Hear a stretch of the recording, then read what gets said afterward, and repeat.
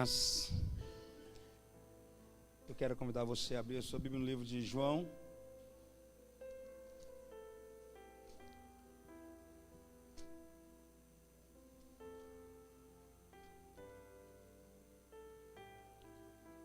Nós vamos falar de dois temas juntos, né? Hoje é dia da ceia do Senhor também. E vamos tentar passar por esses dois temas juntos, aproveitando o ensejo da Páscoa, que foi o grande grito da igreja para que tivesse acontecendo os cultos hoje em particular, por causa disso. Bom, de certa forma conseguimos ter um resultado de poder estarmos congregando todos hoje, até o dia eu não sei ainda, mas pelo menos até a data presente, nós temos uma ordem dada pelo STF de podermos estar aqui. Então, estamos aqui. Se amanhã for desfeita a ordem, a gente sai daqui de novo. Mas, por enquanto, vamos obedecer à lei, né?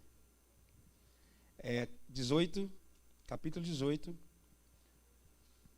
Nós vamos estar lendo esses versículos aqui seguintes. Mas essa mensagem vai passar pelos 3 capítulos seguintes, 18, 19 e 20, mas eu não vou te dar textos inteiros, você vai ter que ler depois, mas a história vai se discorrer aqui, da Páscoa de Jesus à sua ressurreição. Jesus celebra com os discípulos e em seguida ele vai para a sua travessia de morte, e nós vamos pensar sobre isso aqui, esses dois momentos. O versículo 18 inicia dizendo assim: tendo Jesus orado com os discípulos, saiu juntamente com eles para junto do outro lado do ribeiro de Cedron, onde havia um jardim, e ali nesse jardim entrou com eles. E Judas, que era o traidor, também conhecia aquele lugar, porque Jesus ia muitas vezes ali com eles. Tendo, pois, Judas recebido a escolta dos principais sacerdotes e dos fariseus, e também com alguns guardas, chegou a este lugar com lanternas, tochas e armas. Então, sabendo, pois, Jesus de todas essas coisas que haviam de acontecer com ele, adiantou-se e perguntou àqueles que ali vieram: a quem vocês buscam? Ao que responderam: a Jesus o Nazareno. Então Jesus lhes disse: sou eu. Ora, Judas, o traidor, estava também no meio deles. Quando, pois, Jesus disse-lhe: sou eu, todos recuaram e caíram por terra. E Jesus de novo lhes perguntou: a quem vocês buscam? E eles responderam: a Jesus o Nazareno. Então Jesus lhes disse: já vos disse que sou eu. Se é a mim que vocês buscam, deixai ir a estes. Eu quero terminar aqui essa leitura, que ela possa nos falar ao coração, ao nosso coração, e a gente entender desse texto. E nós vamos estar falando dos 3 capítulos todos, em nome de Jesus. Pode se sentar e ficar à vontade. Bem, a Bíblia nos conta nessa história aqui que Jesus Cristo estava junto com os discípulos e eles oraram, acabaram de fazer uma ceia, oraram, e em seguida eles partiram para o lugar que nós conhecemos como Getsêmani. Mas antes de Getsêmani eles passaram por um outro lugar chamado Cedron. E a gente tem que pensar um pouco sobre esses 2 lugares aqui. Mas eu quero também pensar com você sobre o que nos traz à memória, o que nos vem à mente quando a gente pensa sobre Páscoa. Nesse dia que o pessoal conversou tantas coisas, falou-se tantas coisas. Na verdade, o significado já está bem defasado e a gente precisa resgatar, né, isso. Mas quando a gente pensa na ideia de Páscoa, e não dá para a gente pensar em toda a história daqui, narrar tudo desde lá do Êxodo, para entender mesmo como era o princípio disso, mas vem-nos a ideia a pensar em libertação, um povo que está preso, pensar em medo, pensar em insegurança, pensar em aflições, pensar em angústias. Tudo isso rodeia a ideia da Páscoa.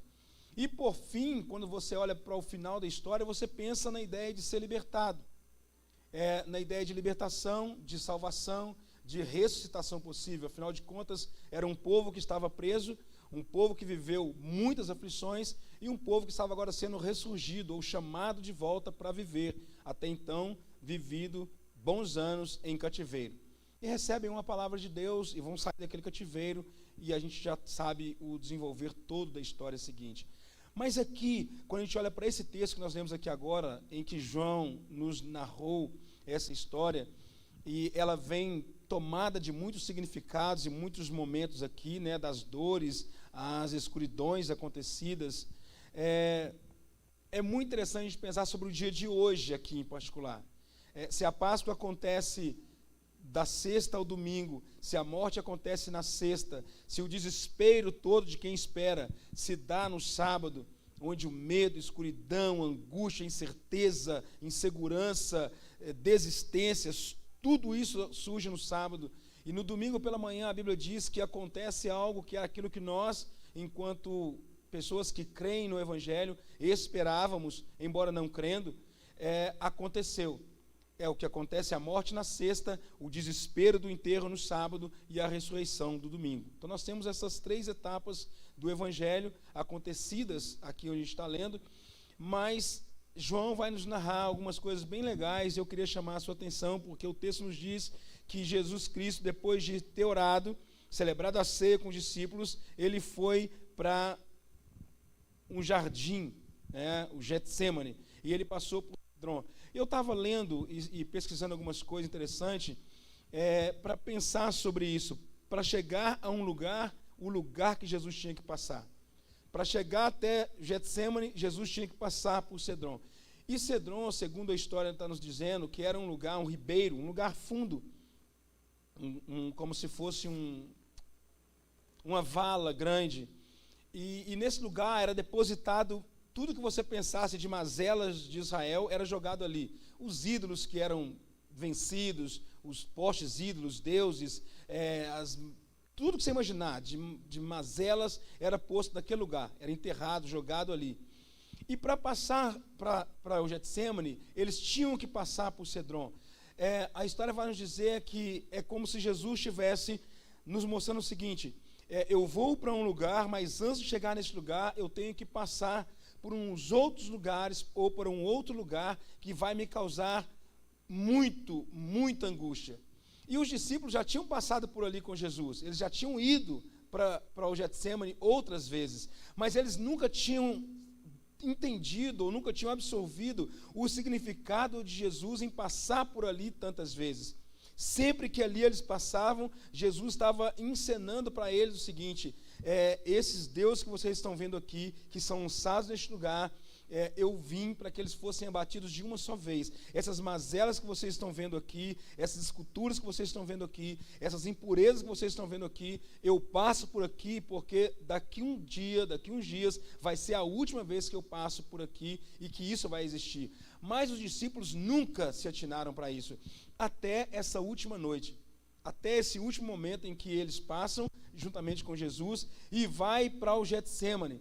E aí é interessante, porque sai de um lugar ruim, à primeira vista, e vai para um outro lugar que vai causar dor.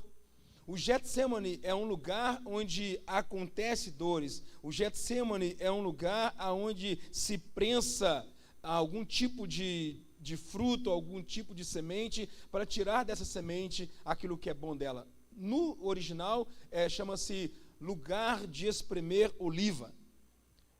Para que saia o óleo, para que seja extraído o óleo. Então Jesus estava indo para este lugar, junto com os discípulos. E nós temos toda a narrativa, onde Jesus disse que, a história diz que Jesus sofre muito, ele tem ali penúrias de sofrimentos, de dores, de sangrar o corpo, de sentir muito medo, muita angústia, e ele conversa com os discípulos aquela noite toda, e muita coisa acontece.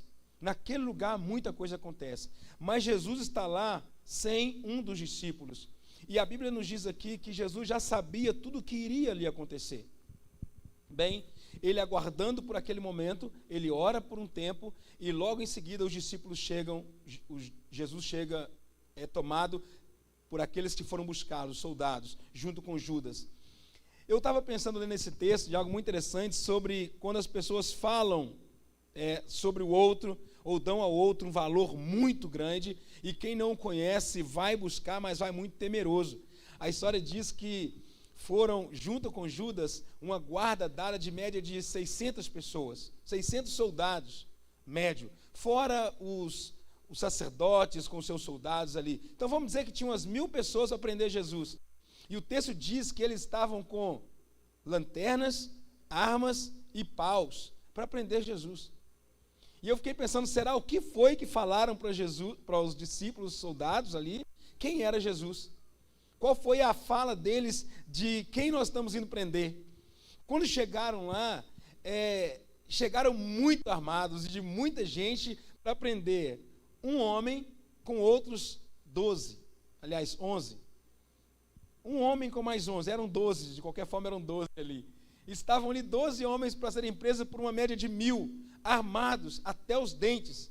E eu fico pensando o que estava no coração desses homens, entrando para um lugar escuro, para um lugar que causa temor, insegurança, para quem não conhece, indo atrás de uma pessoa que eles não conheciam também, e que tinha uma fala acerca dele. E agora eles chegam diante de Jesus, e a Bíblia diz que Jesus Cristo os interpela antes deles chegarem.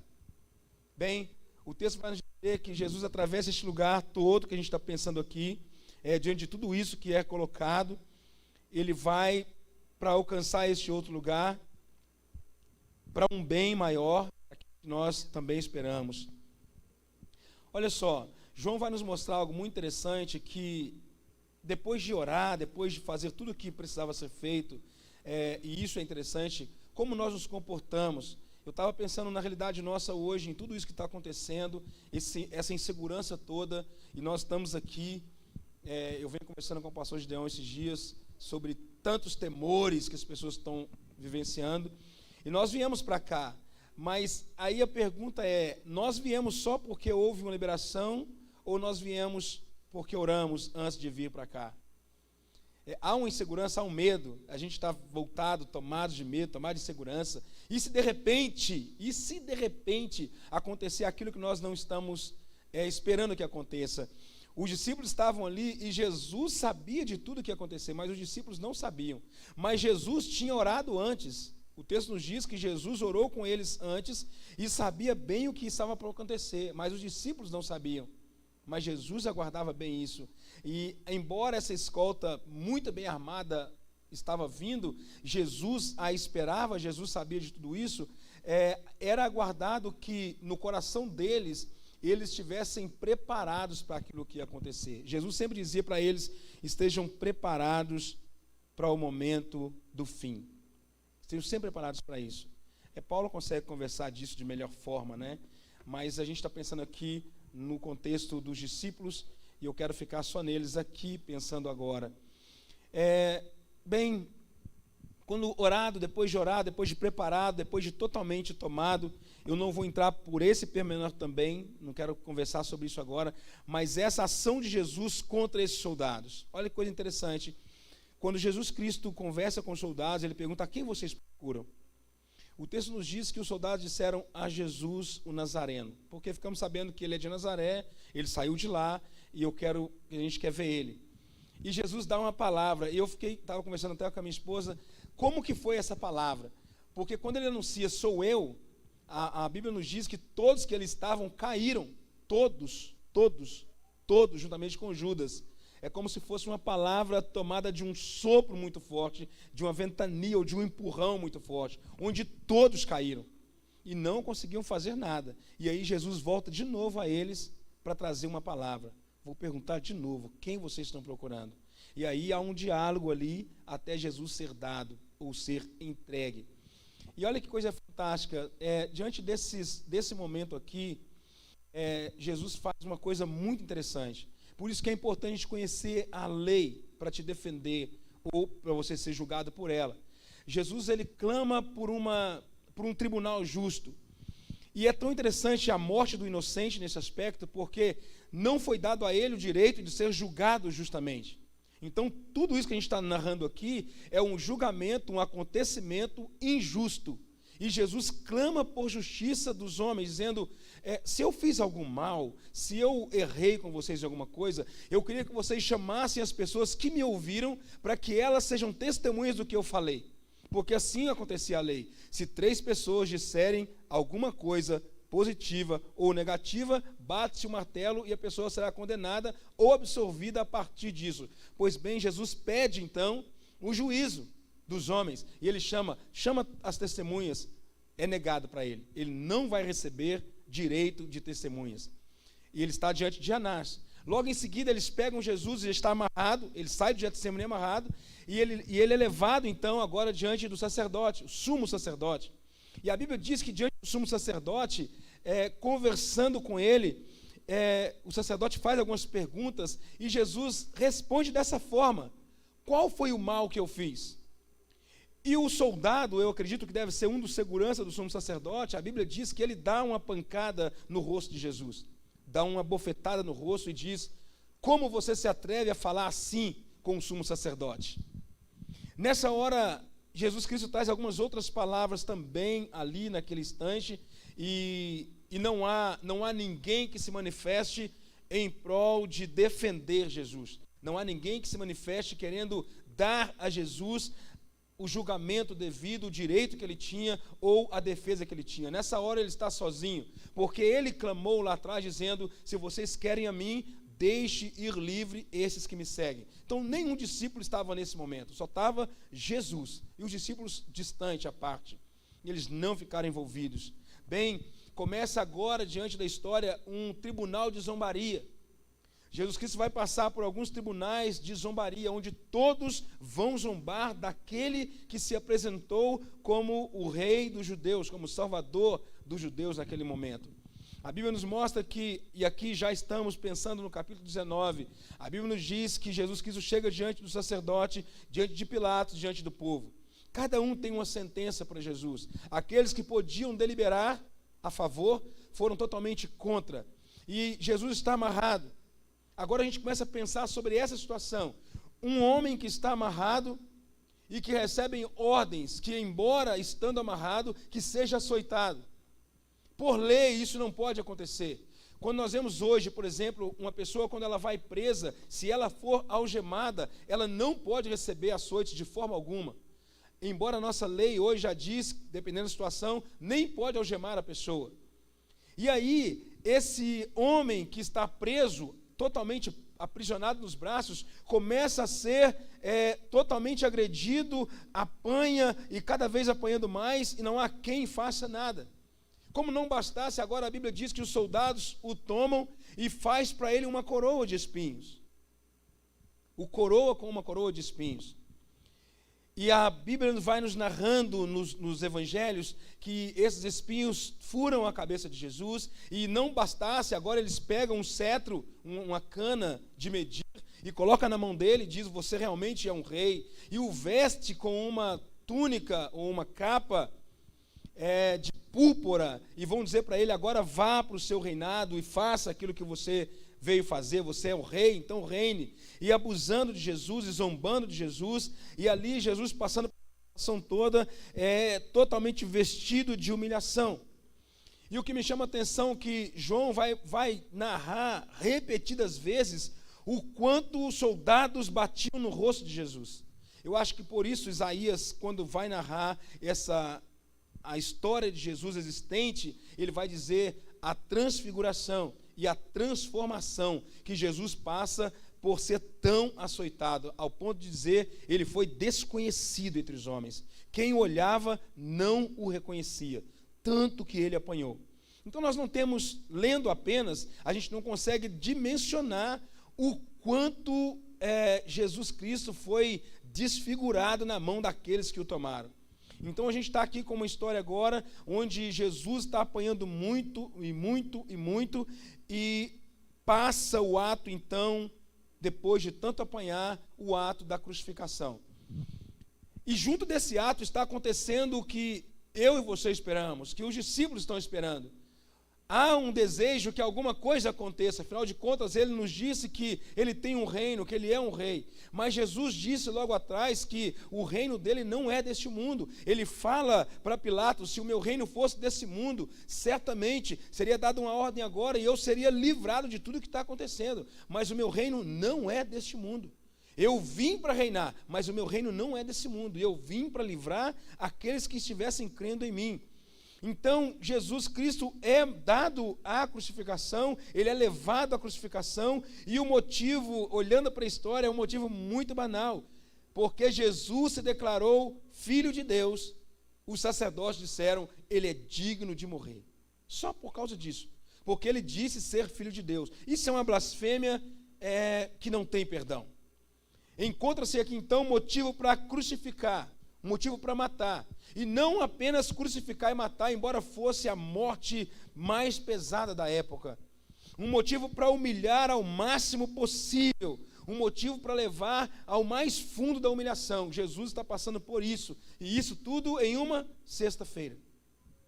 Tudo o que se esperava numa sexta-feira acontecendo, e depois de ser levado a essa crucificação, há agora uma promessa, porque embora Jesus está sendo levado à morte, ele disse para os seus discípulos: eles vão me levar, eu vou ser levado como um cordeiro, eu vou ser levado assim, vou ser dado assim, mas eu vou ressuscitar. Como dar com isso? Como entender isso? Como viver com essa mensagem, vendo aquele que diz ser a vida morrendo, vendo aquele que diz ser a vida eterna sendo enterrado, e você não consegue compreender como que isso se dá na cabeça, como se dá na mente. A mente não consegue absorver essa informação. Pois bem, Jesus está agora crucificado e agora morto. O texto nos diz que a multidão, os judeus que ali estavam, desesperados, porque era noite, entrada para a Páscoa, e eles não queriam vivenciar aquele dia do sábado com mortos pendurados, com uma imagem tão ridícula. E eles vão pedir: olha, vá lá e acelere a morte. E a Bíblia diz que alguns soldados vão até onde estão os crucificados, e eles começam a quebrar partes do corpo. E eles quebram as pernas de um dos presos e quebram a perna de outro dos presos, e quando chegam a Jesus, o soldado que olha consegue perceber que Jesus já está morto. Mas, para ter certeza, o texto diz que esse soldado enfia uma lança do lado de Jesus, e ele ali sai sangue e água. Nós estamos numa narrativa inteira aqui, para você pensar. Após isso acontecer, é constatado que Jesus está realmente morto. Então, eles vão descer aqueles 3 homens da cruz. Vai ser tirado da cruz. Por quê? Porque o povo judeu não quer ficar vendo aquela cena horrorosa de pessoas mortas num sábado, um sábado de Páscoa. Eles não querem ver isso. Mas para Jesus e para os discípulos existe uma promessa. E eu começo a entender agora e ver o texto e entender então como foi talvez os sábados dos discípulos, como foi o sábado daqueles que ali estavam. Pensa em todos os discípulos. A gente tem uma narrativa de 12, mas nós temos uma história contada no livro de Atos que aproximadamente 500 pessoas, discípulos, estavam andando com Jesus. E agora estão todos eles aqui em um momento angustiante, um sábado em que aqueles que eles creram até ali morreu. Aqueles que eles creram até ali agora foi enterrado, está sepultado. Então a angústia, a escuridão, os isolamentos, alguns indo para suas casas sozinhos, alguns tomando outras decisões, a angústia sendo cada vez mais tomada aos seus corações, as dores que talvez veio, as conversas que começa a se ter, de repente, um sozinho, discípulos ali, ou em casa, ao chegar em casa, começa a lamentar o coração, e o que é que aconteceu, e o que é que vai acontecer, será o que é que vai acontecer? Ninguém sabia responder, talvez porque se esqueceram daquilo que havia sido falado, talvez porque não levaram tão a sério aquilo que havia sido dito para eles através de Jesus. Bem, a Bíblia diz que uma pessoa não saiu do lugar que estava, não arredou o pé do lugar que estava. Maria Madalena. Ela ficou na frente do túmulo. E ela ficou ali, embora todos tivessem ido embora, ela ficou ali ainda assim. Ela viu que não tinha ninguém mais lá, mas ela ficou colocada naquele lugar. E o texto diz que, de repente, ao olhar para dentro do túmulo, ela vê 2 homens, vestidos de branco, assentados aonde o corpo de Jesus havia sido colocado. E há uma pergunta para Maria. Aqueles anjos olham para ela e dizem: por que você está chorando? Quem que você procura? E desesperada ela diz: eu queria saber aonde está o corpo do meu Senhor, porque ele foi sepultado aqui, mas agora ele não está aqui. Nós viemos ver e ele não está aqui. Alguém tomou, alguém roubou o corpo do meu Senhor e nós não sabemos aonde foi colocado. E isso era domingo pela manhã. Maria já estava naquele lugar, passou a parte da noite, da madrugada, e agora pelo domingo de manhã ela está tendo a experiência de ver 2 anjos. Anjos que tiraram uma pedra de impedimento que estava tampando aquele lugar, o túmulo onde Jesus estava. É interessante porque, se você lê a história, tentaram criar muitas possibilidades do corpo de Jesus ter sido roubado, e até por isso Maria fala isso. Mas quando se pensa, se ficou somente alguns soldados, um corpo de guarda de soldados, entre 12 e 36 soldados, era impossível rolar essa pedra. Essa pedra tem uma média de 3 toneladas. Então a narrativa de que roubaram o corpo de Jesus para tentar apagar a fé dos cristãos, ela fica esquecida nesse aspecto. E aí o texto vai nos dizer que Maria está ali e ela, desesperada, dizendo que o corpo do Senhor não estava e que alguém talvez o roubou, e ela queria saber aonde foi colocado. Então os discípulos que também estiveram ali, foram embora, vai ter também as suas experiências. O anjo diz: quem que é que você está procurando? E ela diz: é o meu Senhor. E aí eles falam: você não vai encontrar ele aqui. E logo em seguida, o próprio Senhor fala com ela: a quem você procura e por que você chora? E ela fala: a Jesus. E aí o texto nos diz que ela entende que quem está conversando com ela é um jardineiro. E ela pergunta: por acaso você o tirou daqui? E aí, nesse momento, a Bíblia diz que Jesus chama Maria pelo nome. Diz: Maria. Quando ele a chamou pelo nome, imediatamente ela diz: Rabone, é o Senhor mesmo? E ele diz: sou eu, Maria. Aquele que você viu, andou junto, morreu, você viu morrendo, sendo crucificado, mas que disse para vocês que voltaria. Sou eu mesmo. Eu imagino que ela tentou ir abraçar, ou deve ter abraçado, não sei, porque o texto diz que ele diz para ela assim: não me detém ainda, porque eu não subi ao Pai. Não encoste ainda em mim. Não me paralise por aqui, mas vá até os meus irmãos. Isso é muito fantástico, porque aqueles que não creram ou perderam a esperança pelo ato, ele vai dizer para ela: vá lá e avise aos meus irmãos. E quando eles receberam a notícia de Maria, eles voltam até o túmulo e encontram lá realmente tudo que ela falou, mas só veem as faixas e vê o lenço que envolvia o rosto de Jesus, mas não vê Jesus. Todos ficaram ali assustados. E diante dessa pergunta e dessa fala agora de Maria, a afirmação de Maria: ele me mandou vir até vocês, ele vem mandar me anunciar a você. Ele vai dizer: diga aos meus irmãos que eu estou voltando ao meu Pai e ao Pai de vocês. Olha que coisa linda que Jesus faz. Antes de morrer, ele disse para os discípulos: eu não vos chamo mais de servos, chamo de amigos. Mas agora ele assume a realidade de ser agora o nosso irmão. E ele vai dizer: diga aos meus irmãos que eu voltei ao meu Pai, também ao Pai de vocês, e que eu estou voltando ao meu Deus e ao Deus de vocês. Em outras palavras, diga aos meus irmãos que eu ressuscitei. Essa é a mensagem da Páscoa. Essa é a mensagem da Páscoa. Que diante de muitas dores, de muitas dificuldades, de muitas angústias, de muitos medos, de noites aparentemente intermináveis, de pessoas abandonando a realidade da fé, daquilo que foi proposto, de acontecimentos assustadores, de noites mas muito assustadoras mesmo, que parecia não ter fim. Terminou, porque o domingo surgiu, juntamente com o sol, juntamente com a esperança, e Jesus surgiu justamente nesse cenário, e diz para eles: avisem aos meus irmãos que eu voltei. Essa mensagem para a igreja essa mensagem de esperança, essa mensagem que é tudo que a gente espera, é como dizer para nós, ou tentar tirar de nós, que o céu não é verdade. Alguém pergunta para você assim: mas como que você tem certeza que o céu é de verdade? A gente tem dificuldade de responder sobre essas coisas. Alguém perguntou assim: mas como pode alguém morrer e ressuscitar? Isso nunca aconteceu.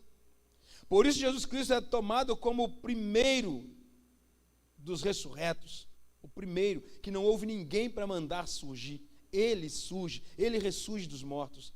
A gente tem dificuldade de acreditar, principalmente quando tudo está acontecendo. Por exemplo, hoje, os acontecimentos atuais, a gente fica perguntando: Deus, onde o Senhor está? O Senhor existe mesmo? Aonde o Senhor está? É verdade mesmo que o Senhor existe? Onde o Senhor está que não acaba com tudo isso? A gente vindo para cá, o Bernardo perguntou para a gente dentro do carro: Jesus já matou o coronavírus? Porque a gente está indo para a igreja. Eu falei: ainda não. Ainda não. Mas ele está a caminho da morte. Porque se eu e você não caminharmos um caminho de esperança, a gente vai apenas profetizar morte. Vai sempre ser sexta-feira para nós. Se você não entender que a nossa mensagem ela vai além do que está acontecendo, sempre vai ser mensagem de sexta-feira. Mataram, morreu, enterraram, está fedendo, acabou. Mas a Bíblia nos diz que a mensagem que assenta ao nosso coração é: Ele ressuscitou. É essa a mensagem. E eu não estou tirando daqui o cenário do medo, eu não estou tirando daqui o cenário da dor, não estou tirando o cenário da insegurança, nada disso, mas estou dizendo para você que o caminho de Cedron foi passado por Jesus. Jesus passou por nós no caminho de Cedron e disse que o Getsêmani existe, e após o Getsêmani, a cidade santa. É isso. O Getsêmani aperta para extrair de nós o óleo, o melhor que tem. Dói, medo, dores, lágrimas, abandonos, afastamentos, inseguranças, prisões, mortes, açoites, tudo acontece no Getsêmani. Mas depois do Getsêmani, nós temos uma palavra: ide e avisai a todos. Você tem que entender essa palavra. Depois de toda essa dor, há uma promessa. Eu assisti a um filme ontem, chamado Ressurreição, onde no final da história, Jesus Cristo aparece bem longe assim, olha para os discípulos, e todo mundo olhando para ele meio que assustado assim, e ele diz, abana a mão, se dando um tchau para eles, diz: eu vou vos preparar lugar, e já já eu volto. Achei lindo o filme, lindo. Na luz do sol assim, como se fosse o sol nascente, aquele sol muito forte, e diante daquela luz é como se desse uma explosão e ele some, com essas palavras: eu já já volto. Essa tem que ser a mensagem que fica no nosso coração. Está muito ruim, diante da oração que foi feita aqui agora, uma criança que vai ficar só por um tempo, isso é horrível.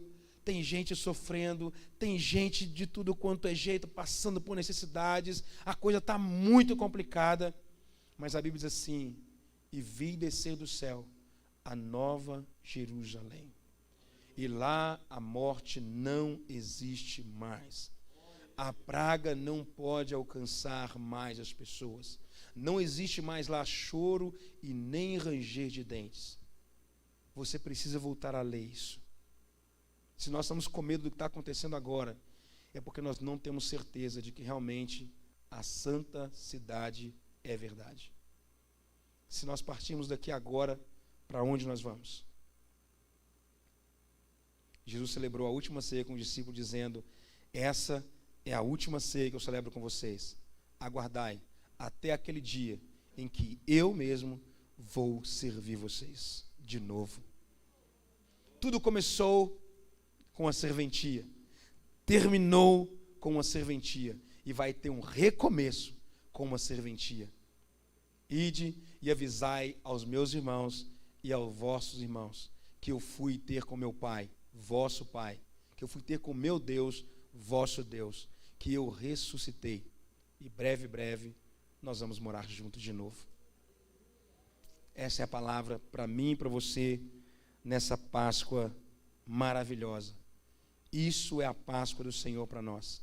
É amargo a sexta, é amarga mesmo, é horrível o dia de silêncio do sábado, mas é celebrante o domingo. É celebrante. O primeiro dia da semana é o dia em que nós temos certeza: Jesus ressuscitou. Deus abençoe você, Deus honre você. Feliz ressurreição, em nome de Jesus. Amém.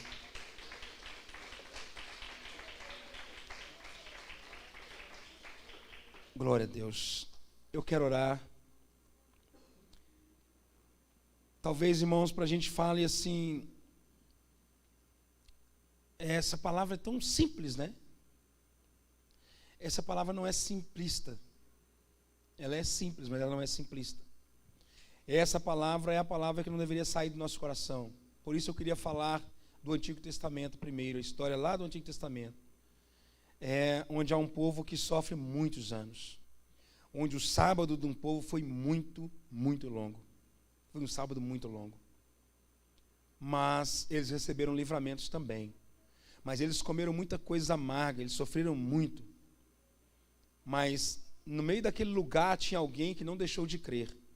A Bíblia diz que Deus diz assim: vai lá, Moisés, e liberta o meu povo, porque o clamor deles chegou ao meu ouvido.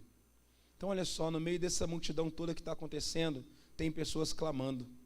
Tem gente clamando. Não é só a nossa igreja. Existem muitas igrejas clamando ao Senhor para que o livramento aconteça. Para que Deus faça alguma coisa. Tem muitas igrejas clamando. E nós somos mais uma igreja clamando ao Senhor, para que Deus de alguma forma intervenha neste tempo e mude esse cenário, para que o nome dele venha a ser glorificado em nome de Jesus. Será, de qualquer forma será. Se não acontecer nada, não tenha dúvida, o nome dele será glorificado. E se acontecer, não tenha dúvida, o nome dele será glorificado. No final de tudo, é o nome de Jesus que será glorificado. Vamos orar, agradecendo ao Senhor por este tempo. E em seguida nós vamos estar celebrando a ceia. Pastor, pode vir já da vez. Eu queria que você orasse e agradecesse ao Senhor por essa oportunidade de estar vivo nessa Páscoa. Embora tantas pessoas tenham morrido no sábado mesmo, quantas pessoas morreram de angústias no sábado? Quantas pessoas não suportaram a pressão do sábado? Quantas pessoas não aguentaram a dor que o sábado propôs? Muitas pessoas. Foram muitas pessoas que morreram. Foram muitas pessoas que tiraram a vida no sábado, porque não conseguiram continuar crendo que algo aconteceria depois de tudo aquilo, que algo bom iria surgir. Muitas pessoas finalizaram a história no sábado. Não experimentaram ver o domingo. Então você pode dizer: Deus, obrigado porque eu estou aqui neste domingo de ressurreição. Obrigado porque o Senhor poupou a minha vida neste domingo de ressurreição. Obrigado porque eu estou orando para que o Senhor possa poupar a vida de outras pessoas, quando muitas já foram dadas por dizimadas. Muitas já estão, nesse instante, Deus, enterradas, esquecidas.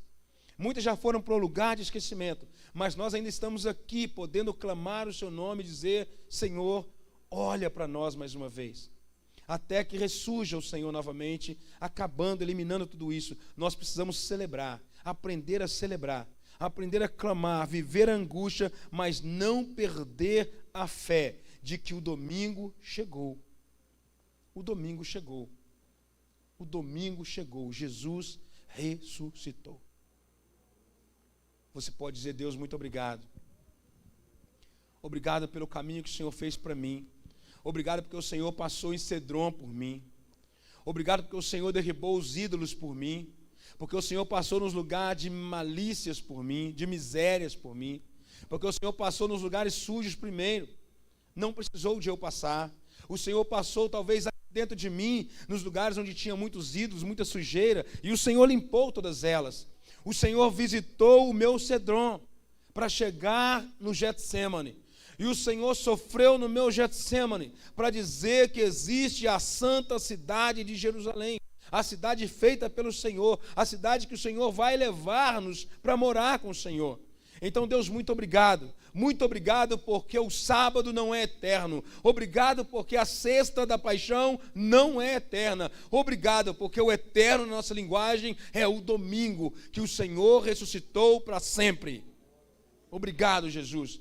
Obrigado, Jesus, porque o Senhor nos deu decreto novo neste tempo, onde hoje, Senhor, a igreja está reunida em vários lugares. Nós estamos em vários lugares reunidos, Senhor, podendo celebrar essa noite, podendo dizer que o Senhor é bom e que o Senhor faz, Deus amado, o juiz virar a cabeça para onde o Senhor quer. Agora a gente pode perceber, Jesus, que realmente o que está escrito é o Senhor que vira a cabeça do rei para a direita ou para a esquerda. Deus, o Senado está aí, os juízes estão aí, mas quem dá ordem a eles é o Senhor. E nós recebemos ordem, Senhor, de não podermos cultuar, mas ainda ontem, num espaço tão curto de tempo, Senhor, no sábado, aonde estávamos chorando, estávamos entristecidos, estávamos pensando, Deus, não vamos poder estar com os nossos irmãos, dizendo da ressurreição do Senhor. Deus, ontem, 6 horas da tarde, o Senhor delibera um decreto, virando a cabeça de um juiz, dizendo, todo o meu povo vai reunir. Então, Deus, por mais que nós estamos entristecidos, sabemos que é a mão do Senhor que dirige todas as coisas. Por mais que estamos com medos, inseguros, entristecidos, porque nos falta, Senhor, o calor do irmão, me falta poder abraçar o meu irmão, me falta poder me chegar perto do meu irmão, é isso que faz diferença e nós não estamos podendo fazer, mas sem poder fazer isso, nós estamos crendo que o nosso domingo está chegando, e a hora que ele chegar, Senhor, o mundo vai ficar assustado, vai ser estarrecedor o grito da igreja, vai ser estarrecedor o grito da noiva, vai ser estarrecedor o brado de vitória da noiva. Estão pensando, Senhor, que a tua igreja está sufocada, que a tua igreja está adormecida, que a tua igreja está mortificada. Sim, Senhor, pode ser sábado, pode ser que estamos vivendo a sexta-feira, pode ser que estamos vivendo o medo neste momento, mas o domingo está chegando, e a hora que ele chegar e for visível para todas as nações verão, Deus, o Brasil será um sinaleiro diferente para todas as nações. Todos irão dar um grito, um brado de vitória, e vamos entender, Senhor, o quanto é ruim ficar sem cultuar, o quanto é ruim ficar sem ter comunhão, o quanto é ruim não ter abraçado meu irmão durante esses quase 2 anos que estamos já para entrar. Deus, nós vamos celebrar, e aí vamos poder dizer, como o salmista disse, escrito no Salmos 126, quando o Senhor restaurou nossa sorte, ficamos como quem sonha, a nossa boca se encheu de riso, nossa boca se encheu de gritos, de júbilos, de alegria. O Senhor fará tudo isso. Deus, a tua palavra nos mostra isso. Há esperança, nós temos esperança, ainda que uma árvore cortada, lançada à terra, a tua palavra diz que ao cheiro, apenas o cheiro das águas, ela vai brotar como um broto novo. Então, Senhor, a nossa palavra e postura e espera aqui é que o nosso domingo está surgindo, e nós vamos gritar bem alto para todos ver: o nosso Redentor reina, o nosso Redentor reina. Muito obrigado, Jesus, porque o Senhor separou esse dia para celebrarmos Páscoa do Senhor, ressurreição do Senhor e a ceia até o dia do Senhor também. Muito obrigado, em nome de Jesus. Amém.